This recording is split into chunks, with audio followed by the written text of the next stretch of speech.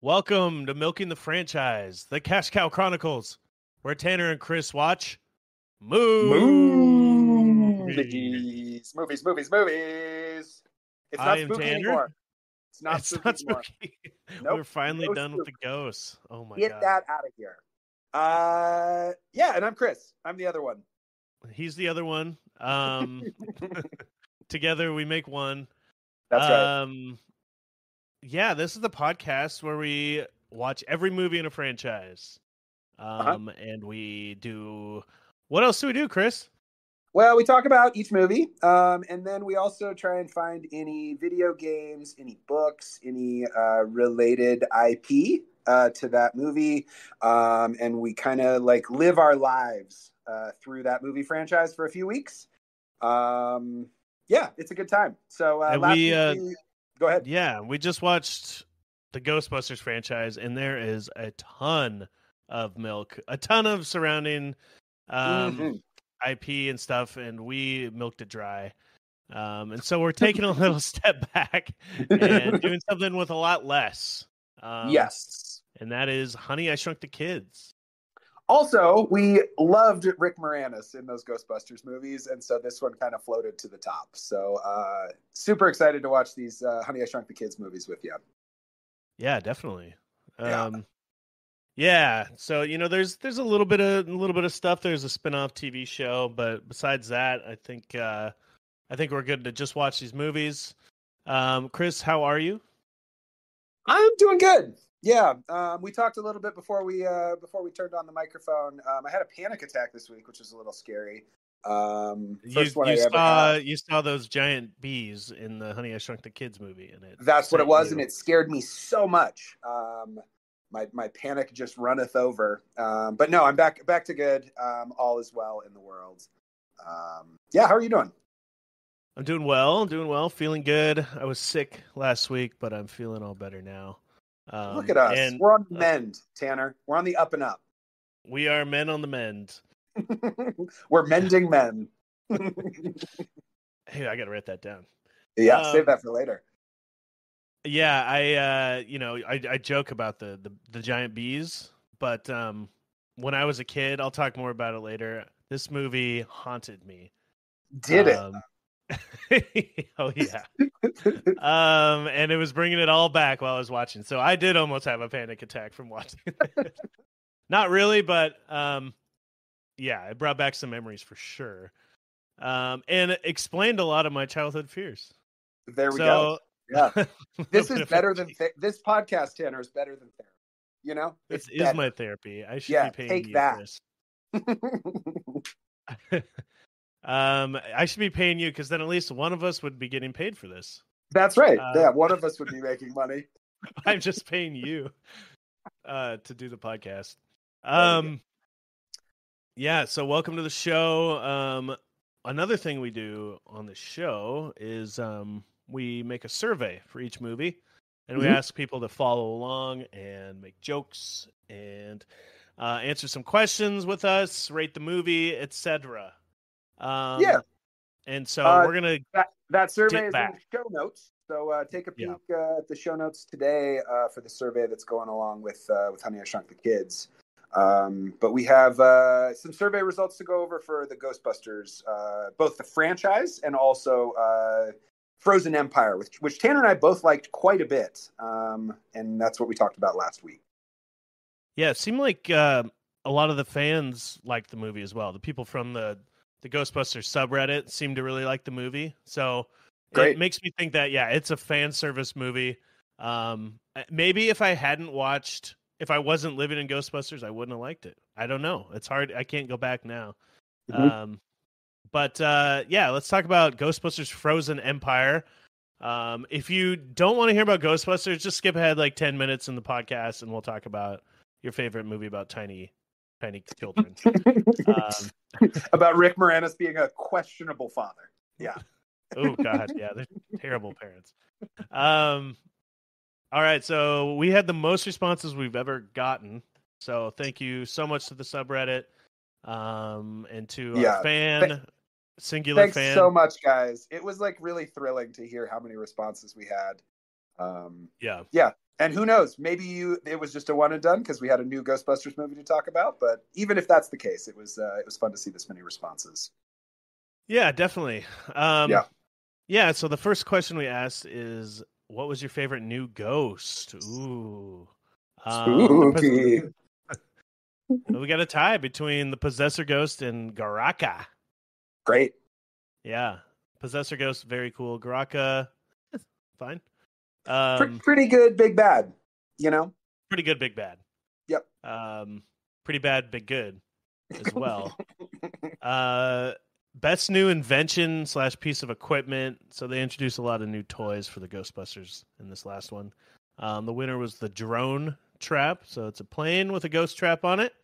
Mm-hmm. We got, the Ghost Zoo, of course, the Proton Arm Blaster, the Soul Extractor.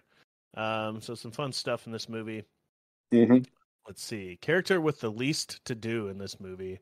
Overwhelming. We got Lucky. Poor Lucky. Yeah. You may have seen the movie and don't know who she is, but that's her character name. Yeah, she was fine, but she didn't have much to do. She was Finn Wolfhard's love interest in Afterlife, and for some reason moved to New York City with them so she could be on screen for 35 seconds. Yeah. She had an internship, Chris. At sorry, Tanner. Ghosting HQ. Come on. Uh-huh. She's part of the Ghost They Corps. don't just hand those out. You're right. Trevor was also on there, who is the Finn Wolfhard character. So it's basically those two for 99% of the vote. And Slimer got a vote as well. Because he's Slimer and everyone loves him. That's that slime. Mm-hmm. All right, so we got some prompts here.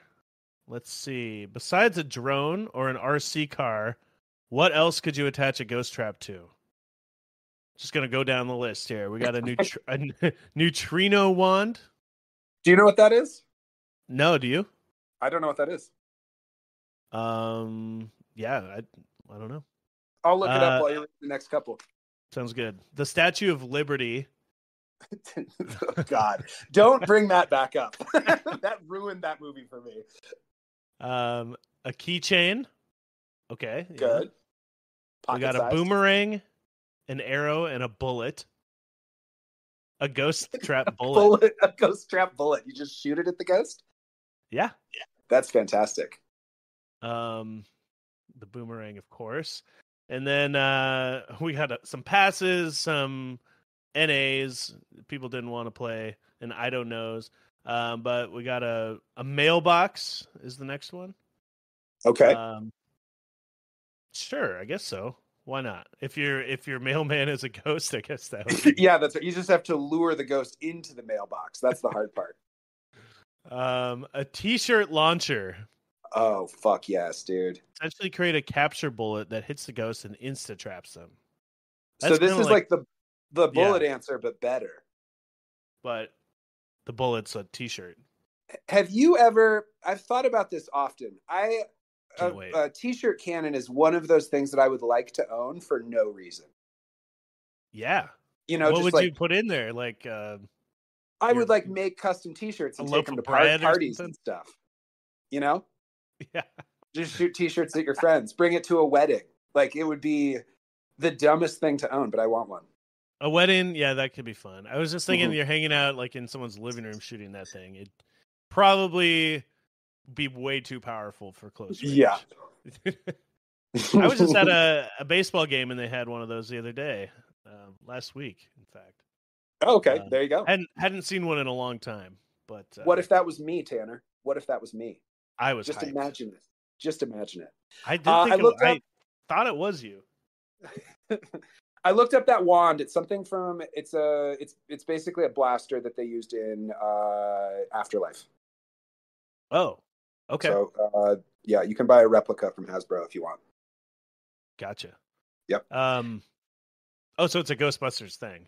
It's a Ghostbusters thing. Yeah. Got it. Then we got a wheelchair.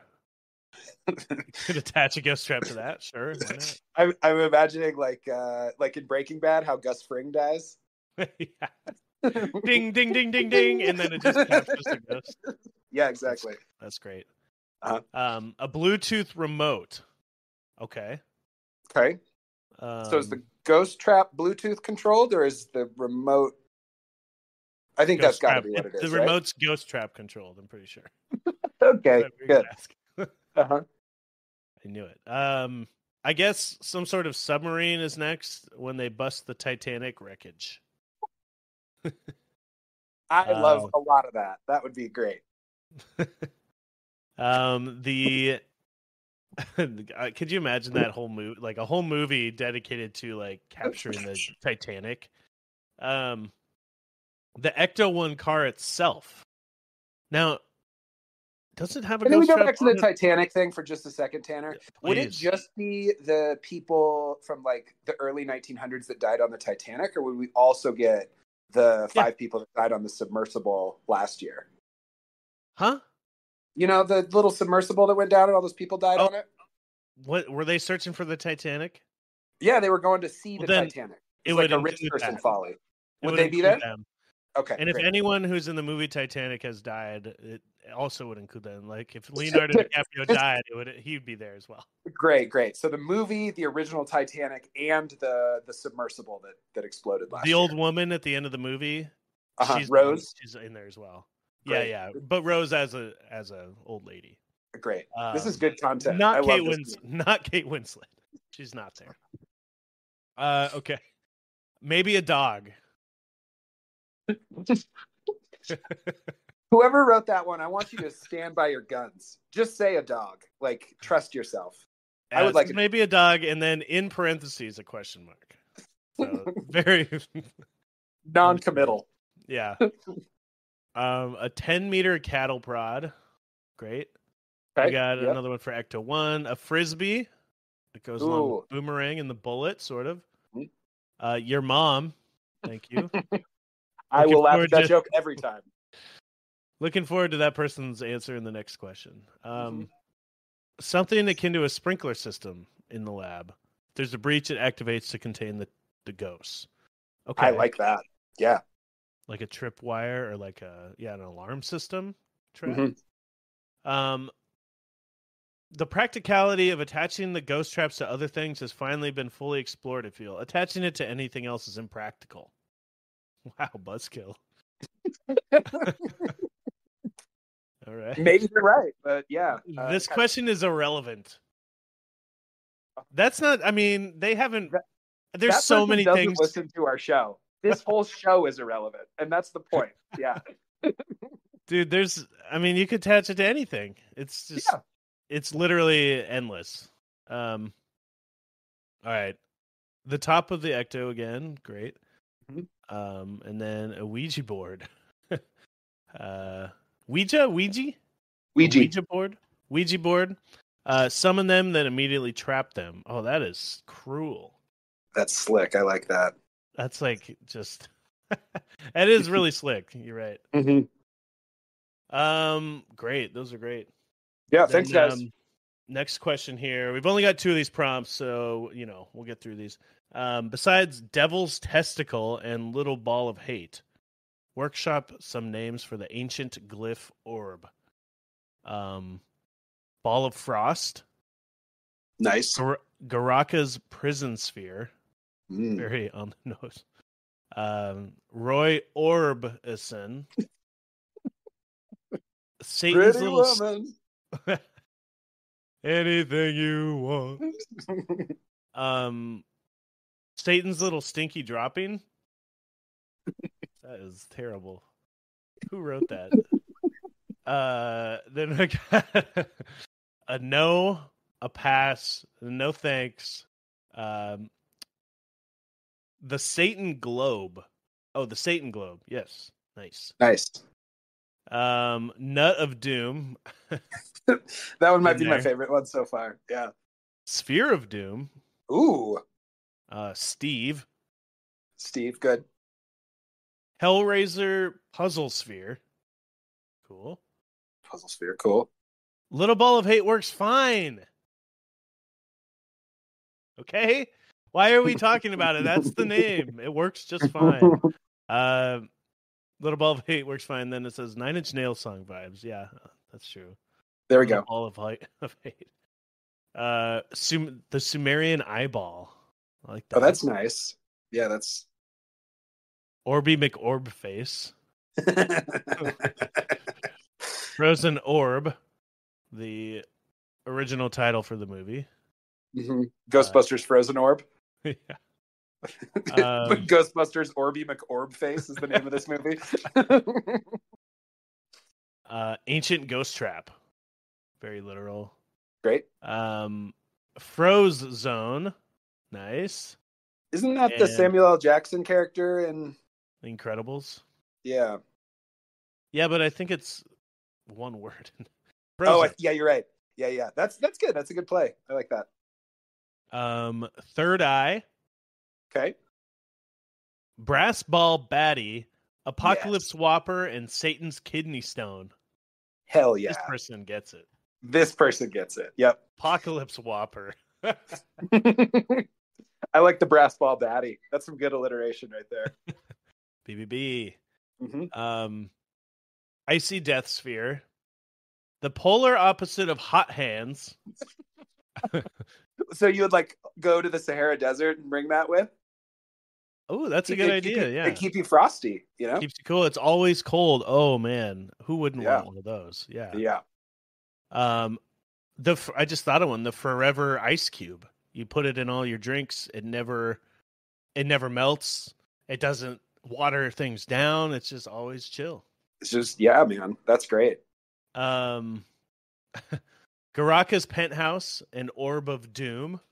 Great. Garaka's Penthouse. Yeah, I wonder what it looks like inside. And then Metallic MacGuffin. Nice. Fantastic. Yep. That's exactly. It was a MacGuffin for sure. Yeah. And then rate Ghostbusters Frozen Empire. I don't remember what we rated on. I wish it said it here, but it doesn't. Do you remember what we put? Oh, wasn't it like needs to thaw to ice cold or something? Yeah. I think we had a heat joke on that one, I think. It was temperature related, yeah. Yep. And we got over 50% of you rated 4 out of 5. Excellent. And we got some 3s and some 5s. Only a couple 1s and 2s, so yeah. Mostly a good response from the Ghostbusters crew or That's Ghostbusters great. subreddit. Yeah. Yeah. I was very impressed with this movie. I was very pleasantly surprised by how well they put the whole thing together. Yeah, I mean, it's just fun, you know. That's all it was. I just saw the new Godzilla one, and that is dumb fun as well. Fantastic. Kong.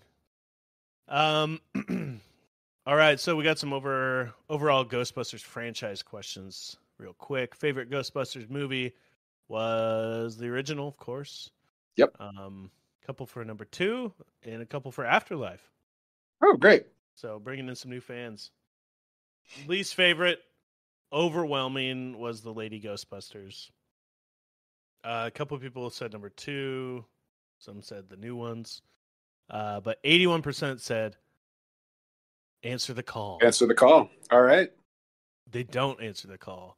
Favorite Ghostbusters milk, which is our word for non-movie IP. The Real Ghostbusters show, overwhelming winner, followed by video games, and a couple people like the Extreme Ghostbusters show. Extreme was pretty fun too. Yeah.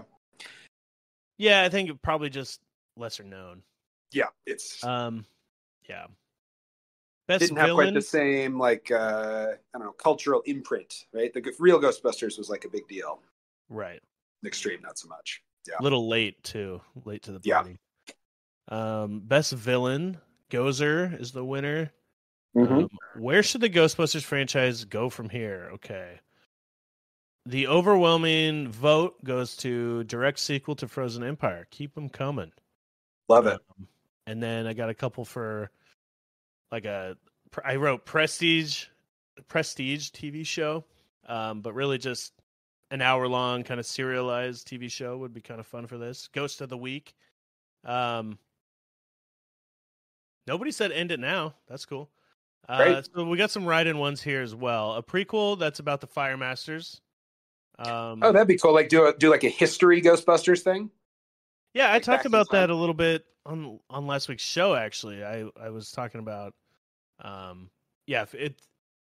if you mentioned that this would be better as like a mini series than a movie because there's so much going on. Yeah, and then I talked about how you could go into the history of the Fire Masters and like his family history and all that. Yeah, yeah. Let's see. A live-action hour-long TV series. Leave the Prestige series to fancy shit. So they don't like the Prestige part of it. But one more movie to finish the Spengler family saga. And then a TV show with a new team or a long rest after that movie. So they want a trilogy. And then kind of move on from this set of characters. I think that's fair. And this person says the first one is perfect. Since then, the franchise could only exist as a Monster of the Week style series if it ever wanted to be decent. I say let every director get their turn. We got 2 masterpiece bangers and a couple decent sequels. I say let everyone get their turn. Sure. Everyone? I mean, everyone's do you want to direct one, Tanner? Sure. You count as part of everyone. Wait, 2 masterpiece bangers, are they including Ghostbusters 2? Because that... Neither you nor I agree with that. Yeah. Cool. Well, that's a lot of fun. Looking forward to what they do, whatever they do next with the Ghostbusters franchise. I'm here for it. And absolutely. Milking the franchise will be there to milk it. As we say. Thank you again to all the responses. That's great. Yeah. It warms me and Chris's cold little hearts. We do have cold little hearts, but they're a little less cold and a little less little today. So thank you all from Reddit for jumping in and answering our silly little questions. We really appreciate it. Absolutely. All right. Chris, should we? Do you want to just? Because a bunch of people probably clicked on this to listen to Honey, I Shrunk the Kids, and we've been talking Ghostbusters for the last 10 minutes. Should we change gears a little bit? Well, I do want to talk about Ghostbusters for the next 20 minutes, if that's okay. A little more. Then that's it. So just a little bit more. Yeah, of course. Let's talk about that. Great. Honey, I Shrunk the Kids is our next franchise. It inspired so many different things. I feel like it's super influential. It's a lot of fun. It has 3 movies overall. The first one of which came out in 1989. And it's directed by Joe Johnston, who later directed like Captain America, The Rocketeer, Jumanji. Okay. Yeah. I can cool see movies. some Jumanji in this for sure. Absolutely. Yeah. Yeah, he worked on like Raiders of the Lost Ark and Star Wars and stuff as like visual effects guy. So a good choice for this. Even though it was made from like this horror movie director named what is his name? It was his idea, Stuart Gordon, and then he got like sick right before they started shooting, so he got replaced last minute. But it all worked out. And what a great guy they had on deck, like a special effects master from like the Indiana Jones movies. They scooped him up for this. Basically a whole movie about special effects, He had never directed a movie, so he got lucky there, yeah. Huh, yeah. Fell right in his lap. Chris, where do you want to start with this movie here? Well, should we talk about that animated intro at the beginning, or do you want to jump right into the movie? I want to talk about it in that it was there, and it was just completely forgettable. But yes, okay, it was there. Fair enough. It was, there's like a Pink Panther style, like slapstick, intro that's like 5 minutes too long. But it's pretty entertaining too. Just some little kids getting run around, and then the movie starts. We get our credits, and we meet our main characters. So, and we also meet the setting for the entire movie. The entire movie takes place on basically in one house in the backyard. And we meet the kids. There's a nerd boy named Nick, who actually kind of reminded me of what was the main character's name in the Ghostbusters movies that we just watched? The girl, Rick Moranis. Phoebe. Phoebe, yeah, yeah. Little Nick kind of reminded me of Phoebe. Just kind of a likable nerd, little genius. Little genius, yeah, for sure. And then he has a high school sister named Amy, and she's like popular and is going out on dates and just like a high school hottie. And their dad is an insane inventor named Wayne Zelinsky, and that's the Rick Moranis character. And he's working on some crazy stuff up in the attic. Yeah, he's got no time for his kids. He's not hardly paying attention to them.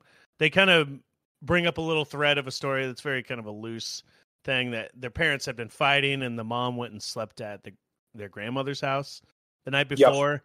Yep. Which is just kind of like, that whole thing didn't really need to be in there. But I guess it's trying to show that he's way too focused on his inventions. Absolutely. And it gives them that thing at the end where they can all come back. It's like a little more heartwarming. Yeah. Yeah. Yeah, so you get some inventions here. What's going on in this kitchen? We got there's, I don't even know. How do I describe this, Chris? Well, he's got like isn't there like a breakfast maker machine? And there's like buttons on the wall that say like breakfast, lunch, dinner, and like button and like some other things. And you press it and it's supposed to make breakfast. I can't remember. There's another movie that does a very similar thing. Is it like Pee-wee's Big Adventure or something? I bet that Pee-wee did that. Well, it reminded me of Wallace and Gromit. There's like a long, I think one of those movies has like a long sequence of like a bunch of machines like shaving him and brushing his teeth and cooking him and dressing him. Breakfast and he gets, it lifts him out of bed. That's what I was thinking. You're right. Okay. Right. Yeah. But honestly, Pee-wee probably did it too. It's right up that alley as well. But yeah, just kind of setting the scene, establishing Rick Moranis' character as a perfect Rick Moranis character, likable, super nerdy, total genius, but also a bit misunderstood. Sure. Yeah. Anyway, the big project he's working on right now is a shrink ray, and it's not really going very well. The shrink ray keeps blowing up the fruit that he's trying to shrink. So he's got like an apple and he shoots it with the shrink ray, and applesauce is all over himself, Yeah, I hate it when I applesauce myself. Yeah. Oh, gross. Yeah. Ew. Ew. Yeah, his shrink ray is I was kind of thinking like what is the reason for inventing something like this besides just being a mad scientist because he can. Mm-hmm. But it's explained a little bit later that he's trying to like, I guess the idea would be to if you're shipping things, you could shrink everything down and ship it in much larger quantities and then enlarge it once it gets to where its destination, right? So smuggling drugs is what you said. Yeah. Yeah, this, by the way, this thing would be completely world changing if this could happen. The way that he enlarges stuff later, oh man. Oh, that would be wild. Yeah. Solve world hunger. Uh-huh. Yeah, so he's doing all that. You meet the dog named Quark. Yep. Quark. And you get the sense that his inventions based on that aren't going so well. The breakfast comes out totally burnt. They don't really show anything happening, but they just kind of get like some burnt toast and bacon and stuff. Yep. And then you get some more invention stuff here. You get a dog feeding machine. There's something that just automatically feeds the dog. The dog can push the type of treat that it wants, and that type of treat will come out. Like, pretty sweet. Pretty cool. Yeah. And then you get also a remote controlled lawnmower, which is pretty awesome. He makes the kid mow the lawn, and yeah, he's got this massive remote control, like the largest remote control I've ever seen. I think we also meet. So a big part of this movie that I've forgotten about is the neighbors. You meet. What is their last name? The Thorntons. Is it Thompson? Thompsons, yeah, the Thompson family. Got this kind of overbearing dad and the mom and two boys. And it kind of starts off with him walking outside and tripping over this tripwire. The kid's got all these traps in the backyard, and he gets hit with a super glued rubber arrow right in the head. And throughout this movie, you kind of get this dynamic of them looking back and forth across the fence from each other and being like, God, these guys are weird. Both of them are simultaneously saying that the other one's a weird family. Yep. Yeah. Yeah, and so there's a lot of just kind of back and forth shots between these two houses. Yes. Yeah, the dads don't really seem to like each other. The kids don't really know each other. And we also get to know the kids a little bit. Like Tanner was saying, the traps are from Ron. And again, there's going to be 4 kids that are the main kids here. The Rick Moranis' 2 kids that we talked about before. And then Ron, who wears the silliest hat I've ever seen. The bill is pointing straight up. And he's kind of a punk. And then his older brother, Russ, who is like a little more thoughtful, and his dad's really disappointed in him because he doesn't like fishing and he doesn't like football. He's not following in his father's footsteps the way that Russ Senior, Big Russ, would like. I didn't realize until the credits that he's named Big Russ. Mm-hmm. He's not that big. Or that small. It's not ironic or accurate. It's just a bad name, you know? It's just a bad name. It's just a bad name. It's like they wrote the name of it, and then they found a guy who like played it better, but they didn't change his name from Big Russ. Exactly. They just left it as Big Russ. Yeah. Regular sized Russ. Maybe they just cast that guy because like the fishing vest that he has to wear just fits so well. You know, he wears a fishing vest through the entire movie. That's this entire outfit. Because they're like, I did actually like with his character, they keep returning to him packing for this fishing trip, and he was packing for the fishing trip for 2/3 of the movie. And by the end of that, I was like laughing every time it showed him like hauling a cooler, or like he brought a microwave out to the RV at one point. But it seems to be his main character trait is packing for fishing trips. Well, Chris, this is what we have to look forward to as we age, is packing for field trips, or for fishing trips. Yeah. What happens next here? Let's see. We get Nick has been the mom is away, right? I think her name is Diane Zielinski, and she's away. They're fighting, and so Wayne, which is Rick Moranis' character, has them clean up, and so Nick has to go out and mow the lawn, and he basically pulls a Huckleberry Finn and gets a neighbor kid to do it because the remote control lawnmower is just so cool. Like what kid wouldn't want to do that? So this kid agrees to come back and mow the lawn later. And then Amy is supposed to clean up inside, but she's too cool for that shit. So she kind of cleans up. And then they mentioned something about they have to clean for some reason, and I didn't quite get that thread of the movie.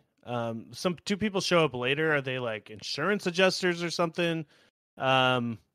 Who are they cleaning the house for? They're like, you got to make the house look presentable for something. I thought it was they needed to clean up for the mom because the mom isn't sleeping with the family right now. So to kind of like make it so she doesn't show back up and have to clean the house after.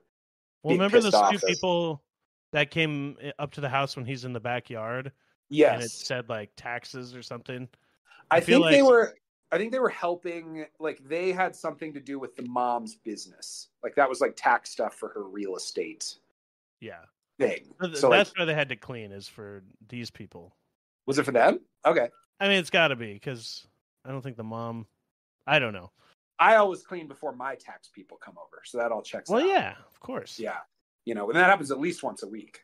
I have a lot of taxes to work on. A lot of taxes. You're in a lot of trouble, mister. Don't even get me started. I need a shrink ray to point at my taxes. Am I right? Honey, I didn't pay my taxes. That's the sequel you get to direct, Tanner. Can't wait. Yeah, it sounds fun. Everyone gets one. Everyone gets to direct their own shrunk movie. Or funny movie. Yep. The Shrunkiverse. Yeah, so let's see. What else? There's Rick Moranis is like making a presentation. I might be getting it's I'm going to be in and out of the actual structure here because it's kind of all over the place. But he's making a presentation to try, so he's away as well, to try and like get funding for his shrink ray, and everyone's just kind of walking out on him and not believing it. He seems like kind of a science quack at this point. Nobody believes that his machine's going to work, and he hasn't proven that it can work. It's all theory at this point. Yeah. So while everyone's away, the kid from next door, when the other family's packing, the Thornton family? No, keep calling him the wrong one. Thompson family, they're packing. So one of the kids is like, "Hey, Dad, let's play baseball." He's like, "I'm too busy packing to play baseball." Also, like, if you're getting ready to go on a trip, of course your dad's not going to want to like play baseball right now. Yeah, let's drop everything and let's play baseball, even though we're leaving in 30 minutes. Put the baseball in the RV. You already have everything else in there. Just bring that shit along. Yeah, exactly. Something to do when you're not fishing. Exactly. And so the kid goes out and hits a baseball through the Selinski's upper window, the room with the shrink ray in it. So he's got this invention room at the top where he's always making noise and being super annoying to his neighbor. This is why I don't think we mentioned that. He's like always being super loud with his inventions and stuff. And like waking up this neighbor. But the kid hits the ball into that room. It hits the shrink ray. Nothing really happens at this second. It's kind of like twitching and stuff like that. But eventually the kids all kind of meet up, and what happens? They go up upstairs to look for the baseball. Yeah. And as they go up there, the baseball has hit the shrink ray that Rick Moranis was working on, and so now it's just kind of like randomly shooting off shrink ray blasts. So it shrinks the couch that's up there, and all four of the kids end up microscopic in size, like smaller than an ant. Yeah. So the cool thing about this movie is all these set pieces when they're small, like a giant set of like just floorboards and like the broom and obviously the backyard and stuff like that. What's that? Oh yeah, like on the floorboards you can see the heads of the nails that are all bigger than the kids are, and the bristles on the brush. It's like, yeah, you're totally right. That's why this movie's so much fun. It's because they, I don't know, with practical effects, they did such a good job with all these, like you said, set pieces. Yeah, there's a lot of like unnerving, weird things. Like I mentioned when I was a kid, I had like some nightmares, or like I used to be really afraid of bees. And there's a scene in this movie that just like, I remember this is like part of the reason why I'm afraid of bees is because of this movie. And like even the broom, like up close, like these things like look so weird when they're up close on a microscopic level, there's something about it that just like, it's seemingly like an innocuous kids movie that's just, it's fun, and it is, but when you're a kid, you're like, whoa, this is like, I don't even know how to like comprehend what I'm seeing right now. Well, it's so cool because they made this whole other world with the set being just this one house and the house's yard. They just changed the perspective by making these kids little, and it's like a journey to go like 20 feet through the backyard. It's like exactly. That's their that becomes their quest, is just to get across the backyard. Yeah, pretty cool. When they shrink down, the kid says we're all the size of boogers. So these are the kind of jokes that we got in the movie here. Mm-hmm. I thought so. You mentioned they shrunk his couch. I thought he said his dad's stinky couch, and then I realized later it's his thinking couch. Mm-hmm. Do you have a thinking couch, Tanner? I got a stinky couch. What do you stink about on that couch? My next meal. There it is. Yeah. There it is. Yeah. So, Chris, do you have any movies that were like kids movies that kind of like gave you nightmares or haunted you as a kid? Toyland. Babes in Toyland. Babes in Toyland. What's that one, and why did it? Honestly, I haven't seen it in so long because it scared the shit out of me the first time I saw it. There's one sequence where like these witches show up. I need to rewatch it to put the whole thing in plot because it's been since I was like 6 years old that I've seen this. But I remember it scaring the shit out of me as a kid. And it's supposed to just be like a fine kids movie, you know? Yeah. Do you know anything about like what was it that was scary about it? The witches.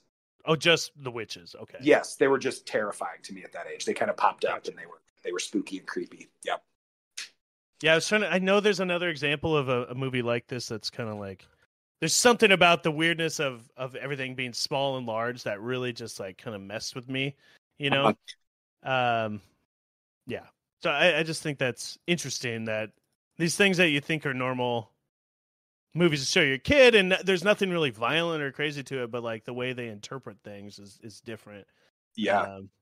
And so, yeah. Have you gotten over your fear of bees, or are you still terrified? Did it spook you again watching it?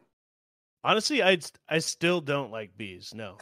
And Okay. I'm not 100%. This is exactly the moment that it was created. But when I saw it again, I was like, oh, that yellow, all that pollen. I remember this pollen. I remember the bees.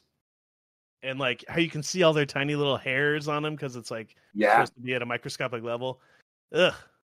It makes me a little grossed out to think about still. Fair. So okay, so just remember, they're all, Tanner, bees are the only reason we have food. So love them too. You know, the only reason, them, but also love them, dude. We would all die if it wasn't for bees. We wouldn't have plants anymore. You know what? People have been telling me that my whole life with bees, and you know what? Fuck bees. Do you know why? Because we've had bees your whole life. Because we've had bees your whole life. You take that back. No, fuck them. Kill them all. Exterminate all the bees. Tanner, you're on the wrong side of history, my friend. You're on the wrong side of history. You know, it doesn't matter. It's a fear that I have, and it's my fear. That's my fear. Fair. It's allowed. No, you're totally right. I just you know, it is what it is. It's because of this movie. I blame Joe Johnston. All right, don't blame me. Blame Joe Johnston. Yeah. So yeah, they're all small now. You get like shots of them jumping over nails and other little things. And they're kind of moving the couch along, and then Wayne comes home. Rick Moranis comes home, and is looking for the kids. He goes upstairs. He finds the baseball where it hit the machine, and like a broken window, and is kind of just. He's kind of disappointed in his presentation, which I talked about before, where everyone's just laughing at him. Yep. And he gets upset and he starts breaking the machine, just like bashing it. And the kids are all watching this. And there's another cool sequence of like pieces of the machine raining down on them, which is just like this horrific nightmare to them. Exactly right. Yeah. It's huge. Yeah. Huge, again, like tiny little things falling. All these tiny little things are just horrific nightmares to them when you're small. Yeah. So there's pieces all over the ground, and then he starts sweeping it up, and yet another nightmare scene happens. And and all the kids get swept into the trash bag with all the trash, which would be terrifying. Dude, there's giant bristles. Ugh. Yeah. That was the first one that reminded me. It was like, oh yeah, this used to like scare me. Seeing those giant bristles. I wish I had seen this as a kid. Like it's really fun listening to your experience, like having watched this. This is fun for you? Well, it's interesting. Listening to my pain is fun? Your perspective on this is interesting to me because I have never seen this movie. And so this is my first time watching it. You never seen a grown man cry? I think I'm about to hear a grown man cry. This movie is terrifying. It's still haunting Tanner's dreams. Yeah. I can appreciate it now, but the harrowing, all you've had to go through for this movie, Tanner. Good on you for revisiting it. Yeah. Truly, though. All right, where are we going next? They get swept up and thrown in the trash and brought out back.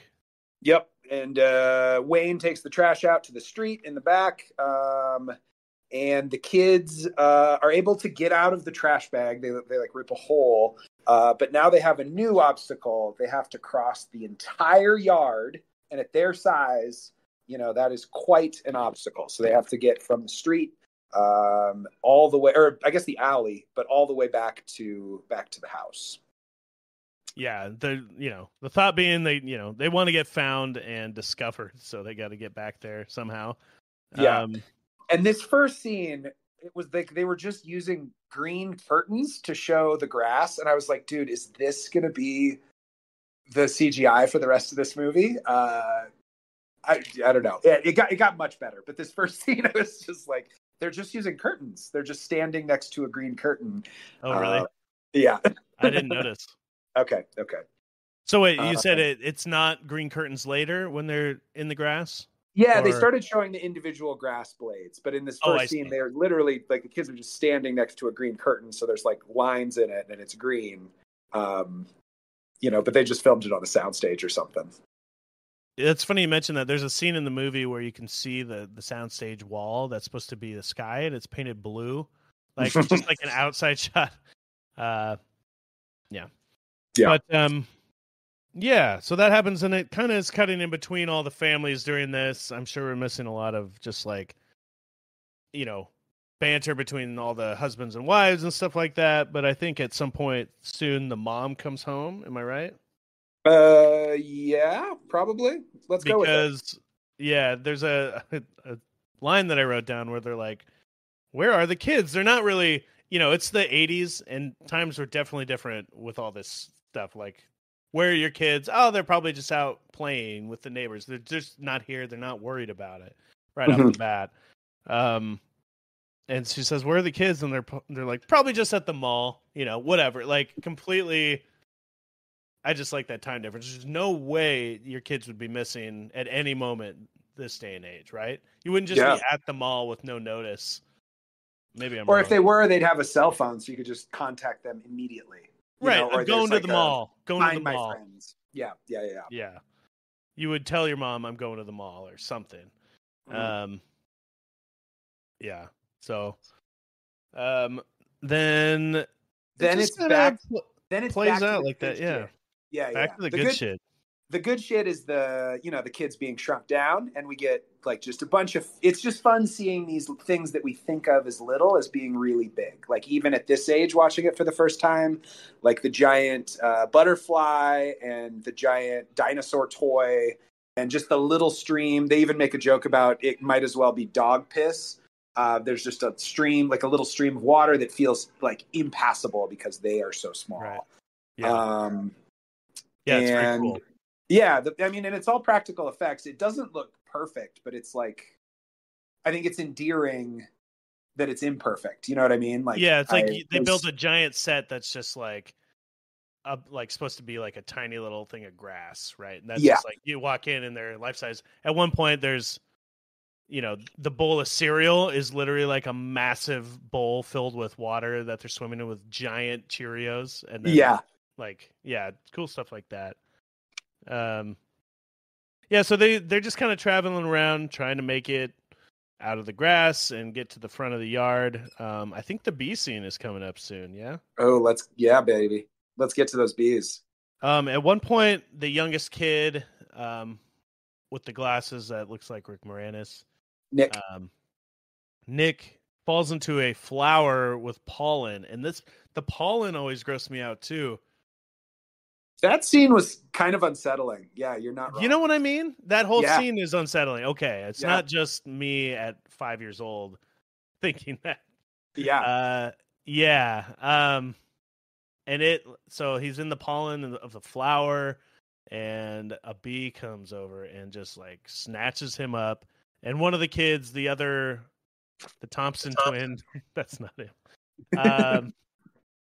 One of the Thompsons, the older Thompson, like jumps on its back, and there's a whole sequence now of them just like flying around the yard on this bee.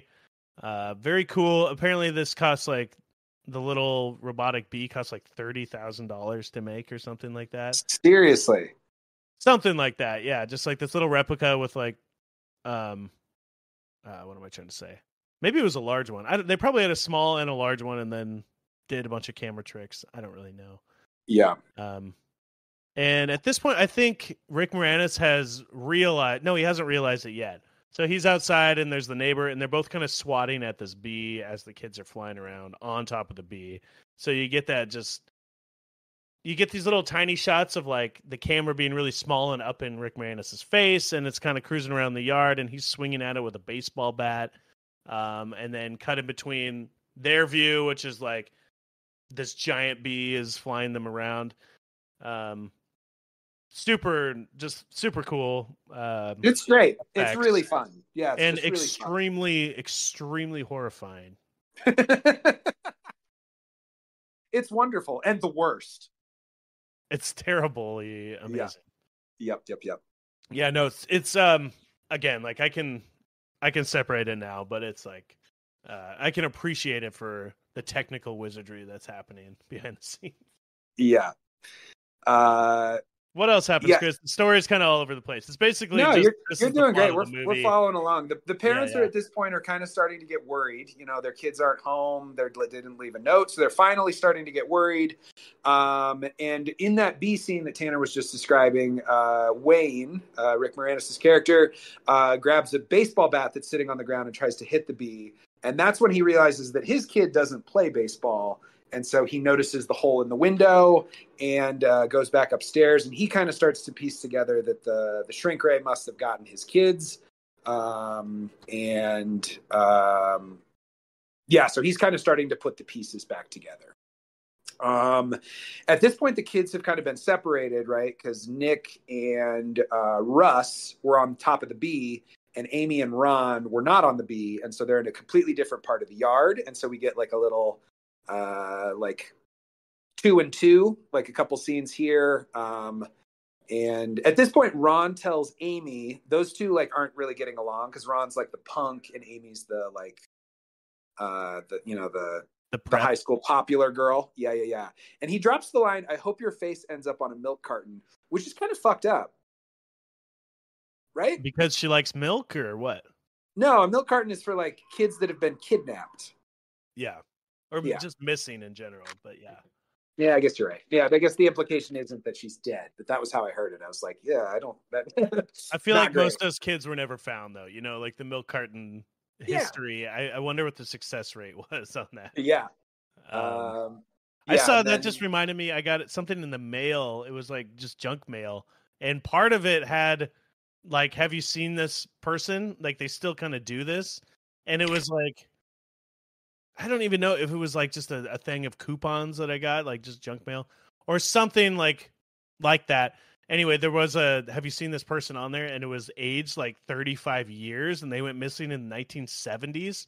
And like, I'm like, whoa, how is this still in circulation? You know, like they're still looking. Whoever's looking hasn't given up yet, you know? You know, I'm not saying if I was a parent, I wouldn't keep looking, but, damn. Yeah. Anyway. Yeah. Well, maybe they got shrunk with a shrink ray. That's my hypothesis. Anyway, at this point, Wayne has found his tiny couch upstairs, and he's figured out that he's kind of put the whole thing together. So he follows the trail. He figures out, the couch is where I was sweeping, so the kids must have ended up getting swept up. And so he goes out to the trash, finds the hole in the trash bag, and realizes that the kids are in the grass somewhere. But they're so small, it's going to be really hard to track them down. And also there's kind of a running gag here that Wayne doesn't really take care of his yard. And Big Russ, or like Little Russ has this joke, any other yard, the grass would be shorter. So they're having to deal with this unkempt yard. And Wayne has no idea where they are. Yeah, there's a lot of comedy just like scenes here of him not wanting to step on the grass because he knows they're in there and he can't see them. They're really breaking that rule a lot, where he's like, I don't know. Other things were like, oh, it's okay to step on the pavement. Like, they could be on the pavement too, you know? They could have without a made doubt. it through the grass. And I think that they would die with much more certainty if they got stepped on the pavement. Yeah. You know, the grass would be safer. Yeah. So he's doing things like climbing on the side of the fence to the front of the yard. He is at one point climbing a clothesline upside down. And his solution to this doesn't make any sense either, but he gets on stilts. He gets on stilts with binoculars attached to his helmet. Yes, he does. That's his idea. He's making himself further away, first of all. And he's still stepping on the grass with stilts. Yes, without a doubt. So it's a little bit less like imprint than a foot, I guess. Less surface area for sure. But completely just cartoonishly like impractical to do what he's trying to do. Moranis is earning his money in this movie. He is like so good at this like physical comedy stuff, and they're having him do the dumbest things and wear the silliest hats and the stilts in the clothesline was a real nice touch. So at one point he's on the stilts and he pulls the water hose. I think that's coming up now. Yeah. Oh yeah, the sprinklers. So he turns on the sprinklers, and again, just the smallest little innocuous thing is a complete nightmare for everyone that's tiny. Yep. You can see why this is scary, right? Yeah, absolutely. Yeah, this was the biggest plot hole of the movie for me. Okay. How did the kids find each other? Because at this point, like the two kids flew away on a bee and the other two kids were stuck behind. And thinking about how small they are in this giant yard, and then they're able to find each other they just had one scene where they were separate and then they're back together. And that really bothered me for some reason. I'm not really sure why. I wanted them to explain that away a little bit better than what they did. But they found each other again. And when they do, Amy falls and lands in some water and almost drowns. But Russ, to the rescue, pulls her out and gives her a mouth-to-mouth and resuscitates her. Yeah, he does. Just he'd been wanting. Earlier in the movie, he had been watching her dance in the kitchen. You get the idea that he's got the hots for her and she doesn't pay any attention to him. Yeah, he's crushing hard. Yeah. So there's some cool scenes of them like sliding down leaves of grass, like on a leaf, as like a water slide kind of thing. Just having fun with this set piece here. So he again saves the day because he was the one who jumped on the bee as well. And Chris, you're right. I don't know how they met back up. That would take them days to find. Right. It's like two pieces of rice in that whole yard, and they found each other in 30 seconds. Just lucky, I guess. I'll look the other way for that. It's not that big of a deal. It was just a complaint that I had. At this point, Big Russ's fishing buddy finally shows up, and he has to cancel, and he blames his wife's period on that. Well, okay, I was gonna say he blames his wife's plumbing, quote unquote. The plumbing. That could be poop too. I actually thought she just was having bowel issues, but now that you say that, I see. Okay, maybe it is bowel issues. It really seemed like he could have just told them that they can't find their kids and they're worried about them. Yeah, that seems alarming though. Maybe maybe you're right. I know what you mean. It doesn't make any sense. But he blames her plumbing, which could be any sort of plumbing event.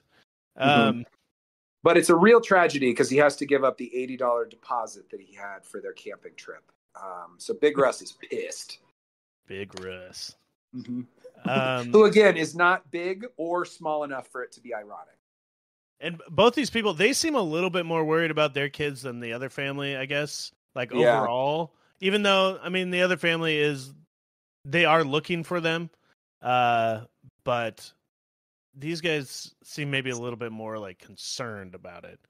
Because the Selinskys are just like, oh, we'll find him eventually, and we're gonna go about our day and just like, or not go about our day, but we're gonna just like, eat breakfast or eat food, eat dinner. They don't seem to be that worried about it. Okay, so I don't think the wife knows yet, right? No, she's at the mall looking for the kids. And at this point, Wayne is still trying to figure this whole thing out without anybody else finding out. And one of his things that his next little trick to find it, since the stilts didn't work, he's got like, I don't even know what it is, a laundry. He's got like a hammock on like a balanced bar thing. It's like one of those mobiles that you hang above a baby's like a crib, like those things that spin around. And so he's on one side, and then he's rigged up the TV as a counterbalance. And so he's just like swinging around like 2 feet off the grass over his backyard. Again, with an insane hat with like a magnifying glass and a couple lights strapped to the side of it. Just searching for the kids. Yeah, so he's just spinning in circles, not touching the grass. Although I will say their searching techniques during all this is insane, because they're going way too fast. Like they're kind of just like moving their hands everywhere, like all over the grass, which would crush them as well. And like going really fast over areas. They're not like doing detailed looks. You know what I mean? Correct. Yeah, they're just flying over frantically. They're not moving the grass blades aside either to like see below them. Yeah, it's just scanning over the top. So back down below, the drowning fear is over. The water part is done. Now they find a giant ice cream cookie in the yard. Yes, which would be disgusting. I mean, how long has this thing been out there? You're gonna eat this thing? Or was this established earlier that he like dropped it in the yard? That's my guess. It's got to be. It must have been established earlier, because the kids were so stoked about that cookie, and the ice cream wasn't melted. Yeah, the ice cream wasn't melted, but yeah, I guess so. I don't remember anything with the ice cream cookie early in the movie, but then again, a lot of things are happening super fast. This is very like frantic, zany kind of movie. Like it's a lot of things are happening really fast.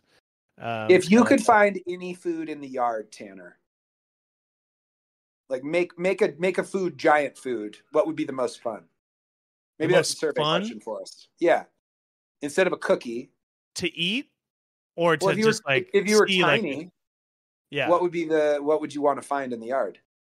Like the biggest burrito I've ever seen. Love it. I feel like Jello would be kind of fun. You could like jump on it, Ooh, that would be a good set piece for this movie. Yeah, I was kind of thinking like, what are some other fun like set pieces for being tiny that would be really fun to include? So kind of the same thing. So if you have any ideas, listeners, take a peek at the survey. I'm sure we'll get a question or two like that on there. What do you want to see when you're small? What giant thing do you want to scare the shit out of you? So they're all eating this ice cream cookie, and then an ant shows up. That's right. And it's also horrifying, but less so to me. They made it really friendly by the end, But at this point, it's scary. It's got big mandibles, like big pincers in the front, and it's also super hairy. And they're afraid that it's going to go get the other ants from the ant hive. Are ants in hives? I'm going to go with it. Ant hive. And bring them back, and that'll drag all the kids away. That's a problem.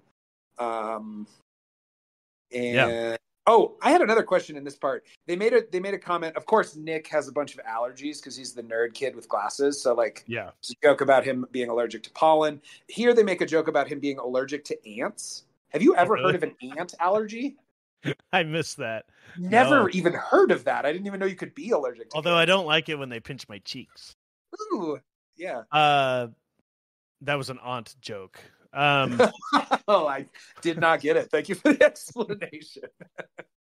Yeah, no, that's funny. I didn't realize that was a continuing joke. I will say, back in the pollen scene when he fell in the thing in the flower, you did mention he had that allergy, but he was too small to be able to breathe any of the allergens. That's how small they are. Is that microscopic like dust is too big for them. Yeah. So yeah, they devise a plan where they're going to try to get on this ant and ride it all the way to the yard. And they have some attempts where they're trying to get on it. They get like bucked off like a bull. And just everyone's getting like kind of beat up by this ant, getting whipped off of it and thrown across. But one of them, the young Thompson twin, I'm just going to call him that, gets I know the girl, I guess, comes up with the idea of it like following the cookie. It likes to follow the cookie. It wants this sweet little cookie because ants love their sweet treats. Mm-hmm. And the idea is to do the carrot fisher, the bait it with its on a, you know what I'm trying to say, like hang the bait in front of it so it walks in a direction. Yeah. So they got a little fishing pole kind of thing with the cookie piece on the end, and they all hop on and like tie basically a sled on the back of it so they can ride this thing as the ant chases the cookie piece through the yard. Yep. It's pretty clever. It's a pretty clever sleigh. Yep. Yeah, sleigh, exactly. Mm-hmm. Yeah, it's so chill that they even like take a nap on it eventually. Mm-hmm. While this is happening, there's a scene of Rick Moranis hanging on his little whatever you want to call it up there, and the dog like pulls at a rope that's part of it and spins, like winds it up and lets it go, and Rick Moranis goes flying off of this thing. Slapstick, baby. Yeah. We get another scene with the parents too here. The mom is finally home from the mall, and the neighbor has called the cops. The Thompsons have called the cops because their kids are missing. And when she sees that the kids are still not home, she also calls the cops. And before they can get over there, Wayne tells her that the kids got shrunk by the shrink ray. And so she's excited initially that the shrink ray works. It works. Scientific breakthrough has broken through. But also she is a little pissed that the kids are tiny. Yeah. Just a little bit. Yeah. Honestly, not enough to tell the cops. When the cops show up at their door, they're like, no, it's all good. Actually, she did call the cops, but then he was like, turned them away, right? It does seem a little crazy, like you're separated from your husband because you're angry about whatever's going on in your relationship, and you come home and your children are shrunk and missing, and that brings you closer together. It seems like that would be another... It's crazy. I mean, he learns that, he needs to pay more attention to it. That's why that whole part of it is just kind of like doesn't work for me. And they weren't separated. She spent, well, she spent like one night away. More specifically, their just little tiff. That whole fight, like the family dynamic stuff, is great. He doesn't listen to them. She didn't need to be even like that. Didn't need to be an issue where she slept at the mom's the night before, and then they're like, "Mom, are you coming home tonight?" kind of thing. They could have left that whole part of it out and still just had the dad that doesn't listen and doesn't pay attention, and maybe there is some tension between him and the wife. They could have showed him just arguing as she went to work or something, Sure. Like, oh, you never pay attention to me or the kids, blah blah blah. But they went the other route. So it feels a little tacked on. I'm with I'll co-sign on that for sure. So after a while, the kids release the ant. They decide, like this ant looks tired. He needs to get back to his little ant family. So we're going to undo our little ant sleigh and let him go on his way, and we'll keep walking. But the ant loves Ron. They've formed a little friendship, or it's Stockholm Syndrome, one of the two, but the ant doesn't really want to leave. It's Ron's only friend. That's right. And it's getting darker, the mom helps out, by the way. That she gets on the little carousel thing, and they're both now in the backyard searching for the kids on this rounded, the carousel thing, whatever it's called. And Big after Russ a little is bit of probably time, still packing for his fishing trip or something. But he comes out to smoke a cigarette, and he tosses the butt, and they use the embers to make little torches, which I thought was really funny. the giant cigarette butt was kind of cool. Yeah, and I like that scene quite a bit. That would not get put in a movie these days, but I thought it was great. And at this point, they finally go tell the Thompsons that the kids got shrunk, and the Thompsons are pretty pissed. It's just kind of cutting back and forth between the adults and the little kids. So at this point, the kids decide they're going to sleep the night in a Lego that they find in the grass. So they kind of curl up.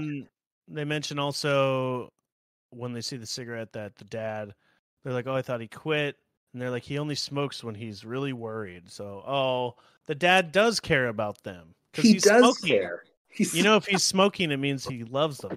It's a solid dad move to smoke a cig. Yeah. Is that all it takes to be a good dad, Tanner? Because I think I could do it if that was it. Just smoke cigarettes all day? Smoke cigs, yeah. He's like, I do this because I love you, son. Look how much I love you, kid. I love you. Pass me my lighter. You're my pack of cigarettes, son.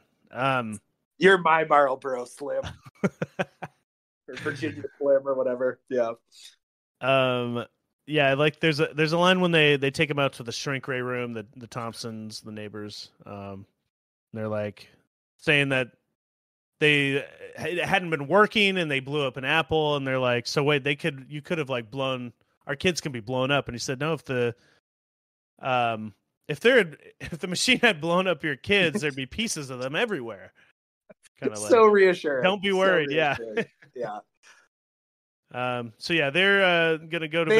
They also had a line through this part of the movie where where Diane and Wayne were sitting, and Mom goes, "Somehow I feel like this is all our fault." And in my mind, I was like, "Yes, it I was just gonna say, of course it's your fucking fault." I was thinking that same thing. Yeah. Yeah. Somehow I feel like this is all our fault. Duh. Yeah. And weird. The shrink ray that you created and invented shrunk your kids in your house. Yes, it's your fault. Who else's fault would this possibly be? And she's also like concerned because she's like, "Oh, my daughter's stuck down there with that neighbor boy or whatever," and she's more concerned about them like hooking up than she is about them being fucking tiny and whatever, getting eaten by any little creature or getting crushed. Yeah. Like, I would assume they're dead at this point. Yeah. Yeah, this is where I wrote, after that line, I wrote horrible parents. But her worst fear in this situation does come true because Russ and Amy, they get to smooching. He saved her with his CPR, and so they're smacking lips at this point. Up until what happens, Tanner? The scorpion attack? Is that here? Yeah, it does. Scorpion attack. Yeah, so there's a scorpion. I don't know what state. Is this supposed to be California? Good question. I don't know. Are there scorpions there? Maybe. Apparently. According to this movie. Yeah, so you get the scorpion thing, and then the ant shows back up, and it turns into a little bug showdown. That's right. Like putting bugs in a jar and making them fight. Yeah. So it's kind of a lot of these scenes. I mentioned that this was from an idea from a horror director. And so he wanted to bring in like those elements into a kids movie, he said, Stuart Gordon. And a lot of these monster things reminded me of like an old 60s monster movie. You know what I mean? Sure. Like, yeah, the way they're shot, like the stop motion stuff. And just like the tiny little models juxtaposed with the humans and stuff like that. Yeah. Anyway, I just wanted to say that. I thought it was pretty cool. It did feel like one of those old school monster movies to me. So you got the the bug fight here. I forget how it ends, but the ant gets hurt, I believe. Does the scorpion... Throughout the fight, the ant kind of comes in and saves the kids, but gets stung by the scorpion, and then the kids find a bunch of rocks and they use their torches to scare the scorpion away. But it's too late for Auntie. Auntie gave his life in service of these 4 tiny children. What a hero. What a nice aunt. What my favorite aunt. Yeah. And then so they spend the night there. They got to get up. Everyone's got to get up and start searching again the next morning. Wayne works through the night to get his shrink ray working again. Yeah, he falls asleep trying to get it working, and like he falls asleep in the room, and the wife comes up and says, "I love you, Wayne Selinsky." Like he still hasn't proved that he's a good father. Like he's still the same shitty guy he was this morning. Not right. Shitty, but you know what I mean. It seems like he created a huge problem, and he still hasn't solved it. He's working on it, but yeah, I don't know. So what happens in the morning? Yeah, he stays through he stays up through the night working, and in the morning, Tommy Purvis shows back up. What a name! I can't believe you have his name. Oh, I paused it to see what that kid's name was, and it's Tommy Purvis. But that's the kid that Nick tricked into coming over to mow the lawn, and so he has returned to do the lawn mowing, and that's bad news for the kids in the lawn. Yeah, so the lawnmower, he starts it up with the remote control, and another horrifying scene occurs. Just a nightmare situation. It's mowing the lawn. The parents finally realize, oh shit, that's the lawnmower going. Why? And they run out to try and stop it. And they do, but just before they do, the lawnmower, like the kids are like obviously running and trying to hide from this lawnmower. And I guess they're in a little hole in the lawn or something. They explain it as an earthworm tunnel. An earthworm tunnel. Okay. Yep. And the air from the spinning blades is like sucking them up into the lawnmower itself. So they all kind of hang on to each other as they're getting pulled up, and it doesn't work. They get sucked into the lawnmower and just shoot out the other side. Totally fine. Totally fine. I don't really. Yeah, I thought that was kind of weird. They went through that whole thing.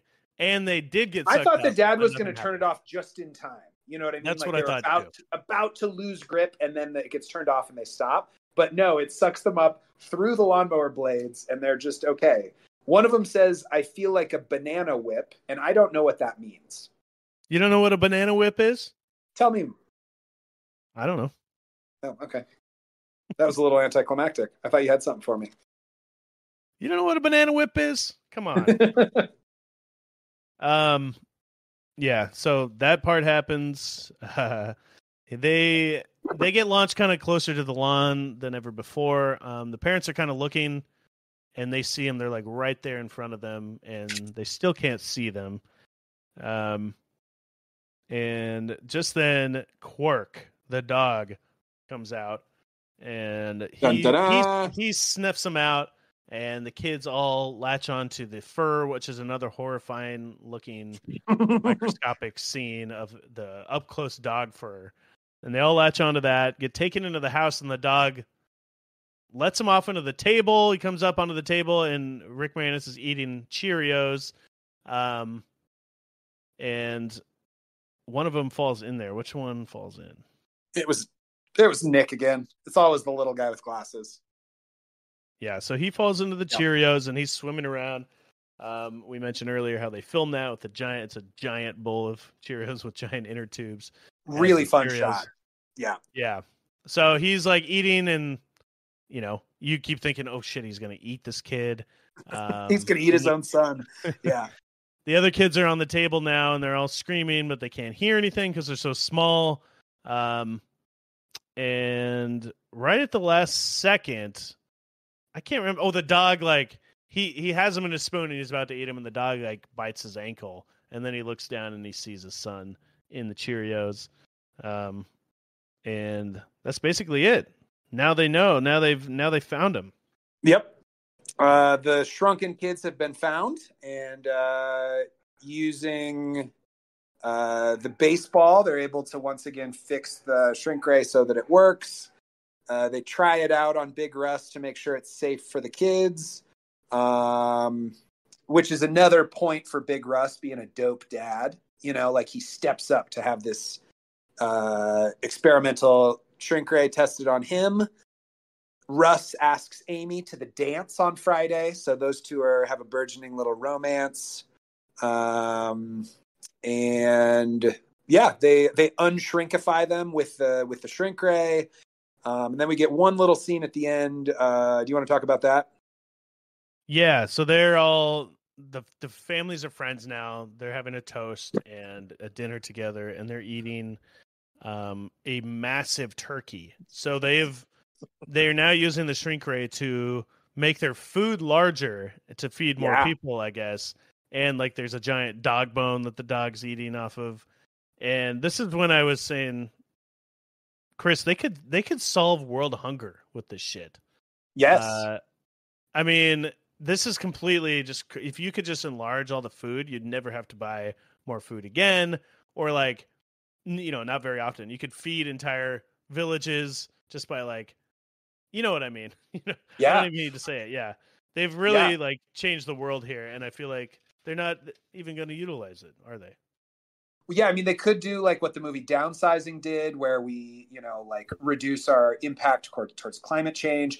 You could also make the little, like the HP ink things bigger, so I didn't have to buy those little fucking things so often. There's so many problems you could solve with this.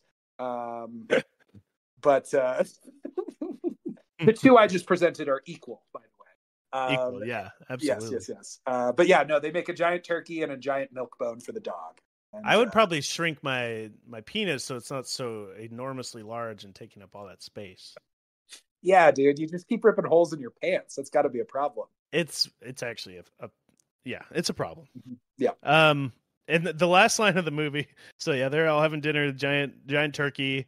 And it kind of ends on this callback to a joke, which we didn't bring up, but there was the joke wasn't that good. Any of the 3 times they used it. Okay, yeah, so what was it exactly? They said like, where did you learn to do that? And he said French class.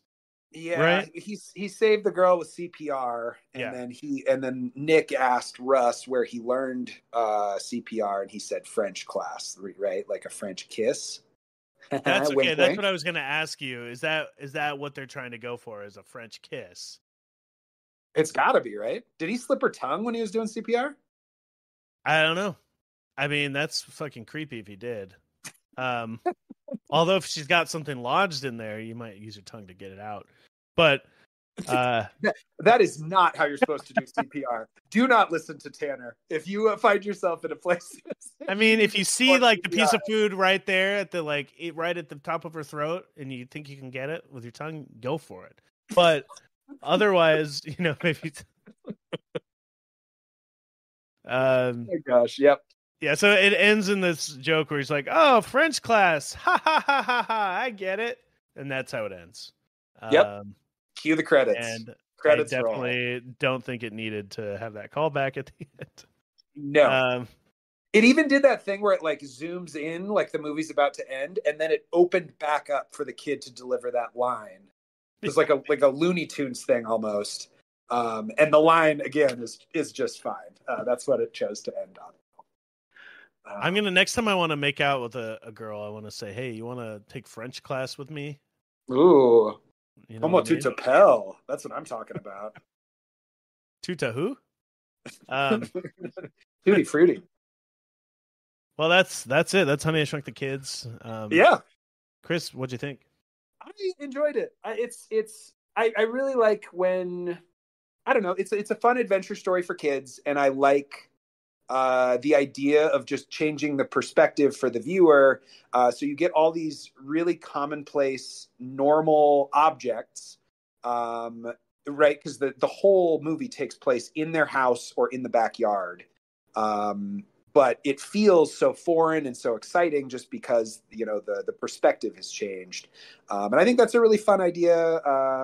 Maybe not for kids because it sounds like it traumatized you a little bit, but I don't know. It's different, and it's a fun little journey. Yeah, I really enjoyed it. I thought it was fun.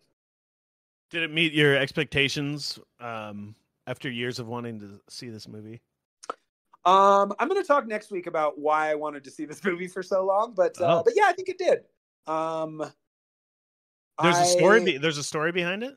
Yeah, well, I'll spoil it now, but I think I went to Universal Studios when I was a kid, and there's a Honey, I Shrunk the Kids ride, and I think I'll be able to find the video for it and watch it, so I can kind of relive that. But that I was going to talk about it today, but we'll save it for next week. Okay, cool. Yeah, I watched it. I did it when I was like 8 or 9, and I have some very vivid memories of the ride. But to this day, I had never seen the movie.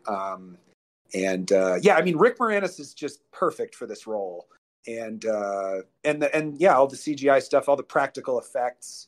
I kind of like how it doesn't look perfect. It's not all CGI'd up. It's just, hairy bugs and creepy stuff that you could find in your yard.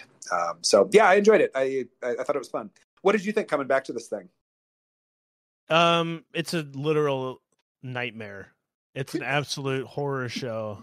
I wouldn't recommend it to anybody under 18. I think you got to be 18 years old. Is this rated X, Tanner? This is at least rated X. Yeah, maybe 2 X's because I know the triple X means like there's a lot of sex in it, and it doesn't have that, but. Definitely 2 X's. Or triple X means that Vin Diesel's in it.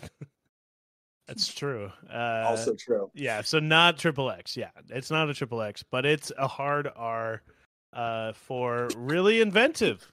I do appreciate this movie on a technical level. I think it's super fun. It's a great movie. I really did. I don't know. I watched it a bunch as a kid. Different times, and I feel like it was always one that I reluctantly watched, or maybe my friends were watching and I watched it and I liked parts of it, but I also I had this fear of certain parts of it that were really just every time I think about it, kind of makes me squeamish almost to think about that bee scene and something with the covered in pollen part of it. And I think that's just the association between the bees and the pollen. But when I saw the pollen, I'm like, ew, no, there's something inside it. I feel like I've had nightmares of these scenes before.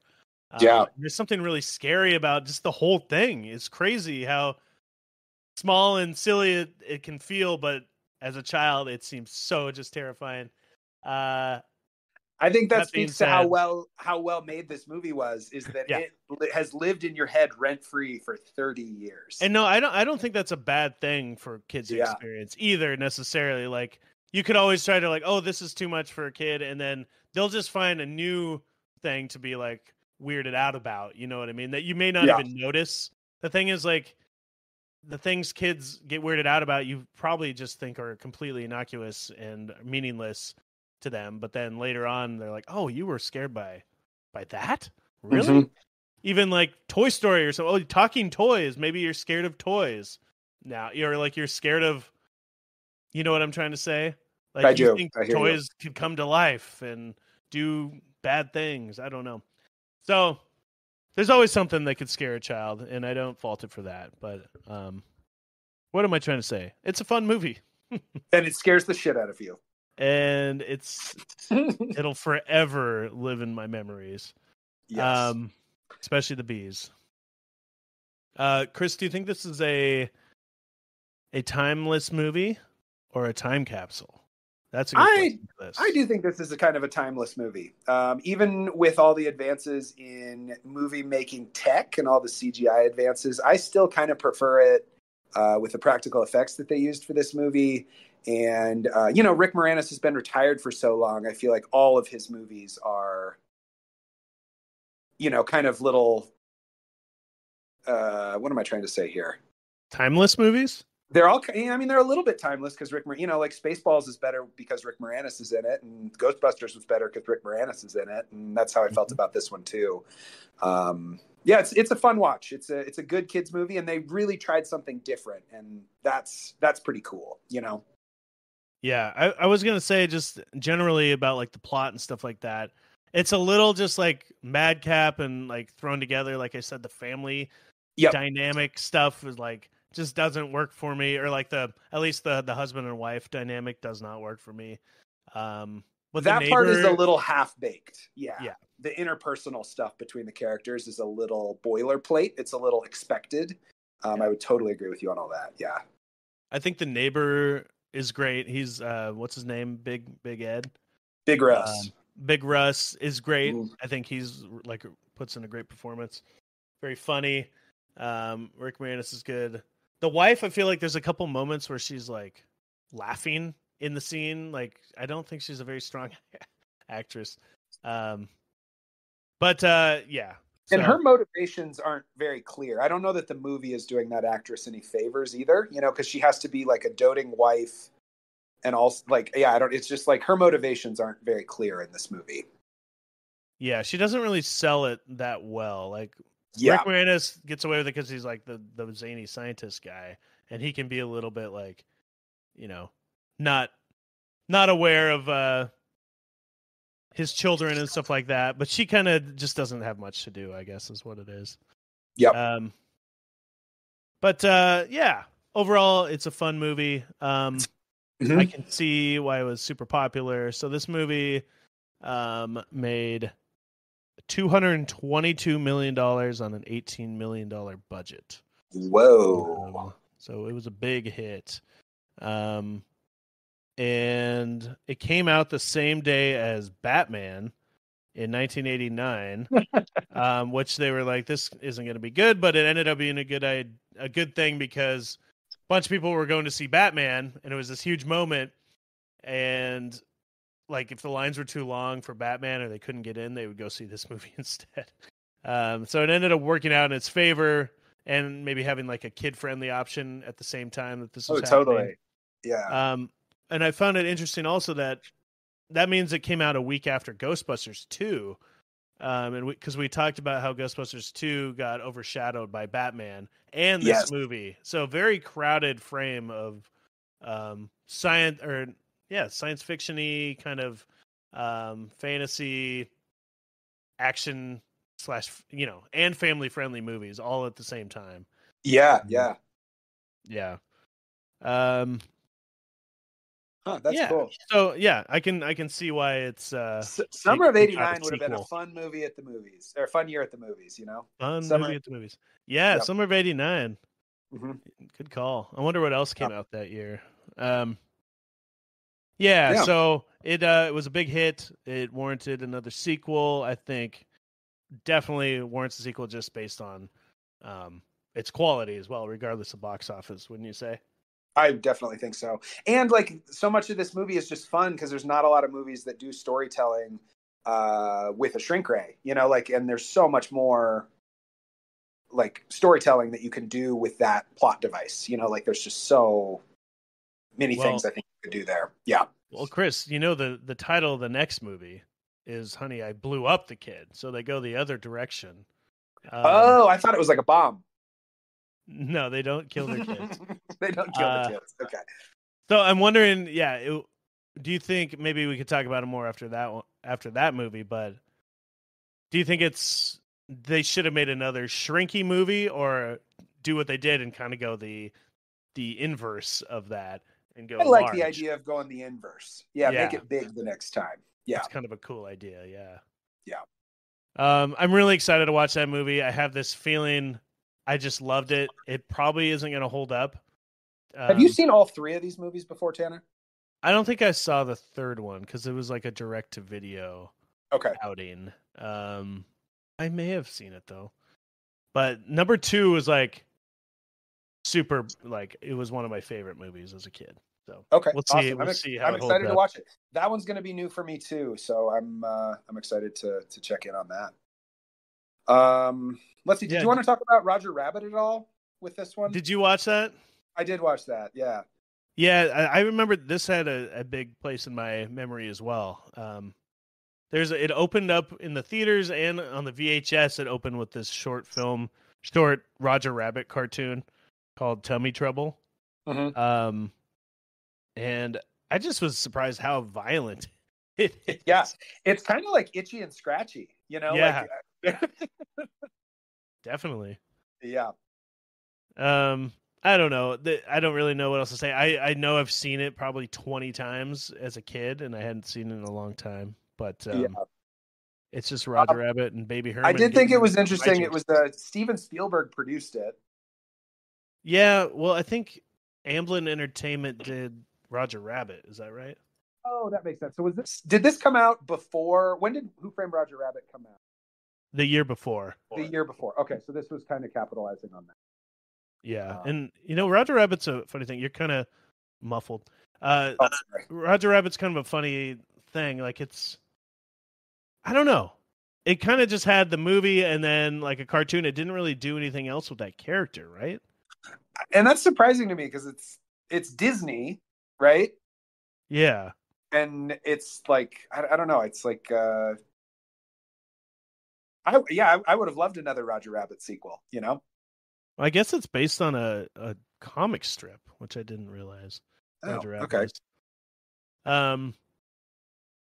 Anyways, yeah. So that was kind of the milk of the week. There's not a whole lot for this movie, but or for this franchise. As we said at the top, that was kind of something we were looking for after Ghostbusters. Yeah. So apologies that this part of the show is a little short, but we'll be back next week with Honey, I Blew Up the Kids. And there is a spinoff TV show, I was going to say.